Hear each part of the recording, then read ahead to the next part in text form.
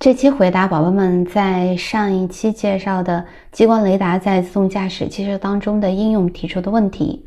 这次我专门找了专家，也就是上期介绍的激光雷达初创公司 AEye 的创始人Luis Dussan本尊来解答。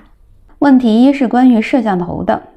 上期提到相机具有良好的分辨率和色彩信息，但是在光线不足或者是恶劣的天气条件下，效果要差很多。在这里路易也给出了补充，就是即使在良好的照明条件下，摄像头也存在对比度不稳定。比如说在白墙的面前站着一个穿白色衣服的人，就很难被摄像头辨识到。另外它还具有范围和对象的模糊性。比如说有慢的卡车，在摄像头的计算机视觉算法里看起来就像一个骑着自行车的人。问题二，关于马斯克为什么不用激光雷达。Luis Dussan的理解是，摄像头配上 CPU 相当于人有了一个大脑，就可以像人一样行动，所以马斯克认为激光雷达是没有必要的。路易也承认，自动驾驶汽车的视觉系统不能够单单依靠激光雷达来完成，自动驾驶汽车需要快速、准确和完整的感知系统，需要一个系统级别的解决方案。问题四是关于车路协同的想法的。他的回答是，车路合作的想法很好，但是问题是如果出现新的创新，以前的基础设施就变得过时了，在此基础上的更新和替换是非常昂贵的。因此呢，他认为在现在这个时候设计这些基础设施往往为时过早，存在很多风险。另外一个问题是关于激光雷达初创公司 AEye 本身的技术优势。上次提到了他们推出的第二代固态激光雷达系统，效率提升了3000倍。那路易也补充，他们还可以做到瞬间的分辨率提升。比如说，如果检测到了只有几个点的物体，他们的系统可以在该物体移动哪怕是1厘米之前，就能够迅速重访，并对这个物体进行超级解析。而且根据路易的说法，他们也是目前市面上唯一能够使用1毫米的微机电系统来进行扫描的公司。另外，上期视频里面提到的 AEye 的激光雷达可以探测到最远300米的车辆和最远200米的行人，他们目前这个极限又进一步的扩展了。感谢路易分享的他们最近做的关于这个方面的测试的视频。现在 AEye 的激光雷达可以确保检测1公里处的车辆，而且这种检测在不太理想的天气条件下，就算在激光雷达前面安装了挡风玻璃，也不影响检测的效果。另外，路易也补充了一下关于 AEye 这公司的投资人的情况。他们公司的最主要的投资人其实是 Kleiner Perkins 和通用汽车，英特尔和空客跟投。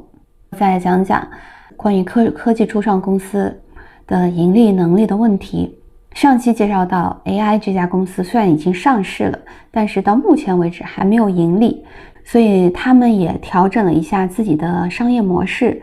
最近和总部位于德国汉诺威的跨国零售商大陆集团达成了合作， AEye 为他们提供激光雷达的 OEM 的软件包。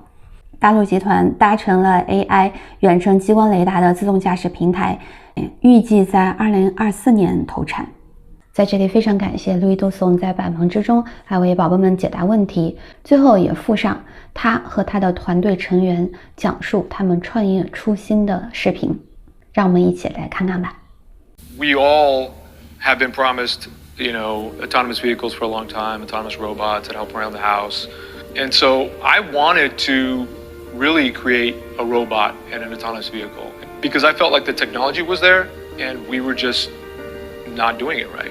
I was talking to him and he started to explain a very similar vision of how he saw the future of autonomous vehicles and how he saw specifically the knowledge that he'd accrued from his aerospace and defense background and applying it to implementing this system that we now call iDAR. There's nowhere else in the world that you're going to find advanced concepts, targeting systems, information surveillance, reconnaissance, remote sensing. than aerospace and defense. Those concepts and ideas are transferable across many, many different things, especially robotics and especially perception. And so that had a huge influence in the way I thought about what we were doing. My first impression was, here's a really smart guy. He's got very relevant experience, particularly for military projects. And the ideas that they were using in those projects made perfect sense. I wanted to create a perception engine that was as good or better than human perception. But for me, that meant a close-knit, personal sort of relationship between hardware and software that was missing. And I thought that, if nobody else was going to do it, then I should do it. A major aerospace and defense company wanted me to go to Silicon Valley and look for really interesting technology. And I remember Louis, he had a piece of tape over the LiDAR, and you just saw this little red dot squiggling around, and he said, we got some bugs. I said, I don't care about the bugs. You got the right idea. I give Louis a lot of credit.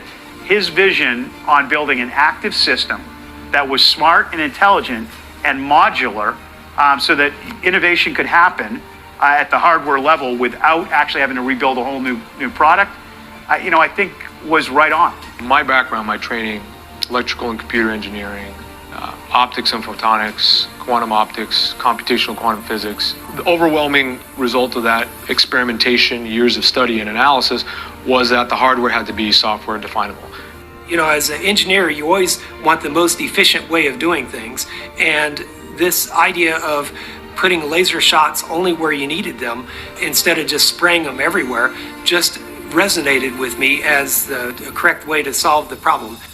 The most important concept, and the one that will be, I believe, the most lasting, is the idea of decoupling the path that the light for the LiDAR sends on transmit and the path where it collects the light on receive. That's really a stroke of genius and really is what allows us to have this flexible performance. For the first time, LiDAR added to cameras and radar, I think are going to allow things that move or things that track things to move to really be better than humans. We started a number of programs at DARPA in what we call biomimicry. Biomimicry is now a pretty common term for developing engineering systems by understanding how biology operates. The human eye looks at certain regions, it gets cued off of certain motion shapes, and then the human brain will focus more attention on areas of interest. And that's precisely how we've emulated AI. The ability to scan with agility, the ability to focus where you need without missing anything else, and the ability to do it both in an extremely fast way, but also simultaneously in the appropriate size, weight, power, and cost profile that's needed for the markets is second to none. Every shot, we can control the energy, the timing, the position. It's like the salesman gets to pick which airplane he goes on to fly to which city first. That's exactly how this LiDAR is configured. It's like, wow, it really is software defined. You need flexibility, adaptability in a system. And so that's today the iDAR concept and what we build. It's going to be in basically every car that's built and still accomplish the mission of saving people's lives. Why do I think it's going to be the right solution? Because it doesn't ask you to create the solution today or standardize on anything today. It just says that we know that there is the right solution out there, and whatever it is, the sensor will figure it out, or you will figure it out with the sensor.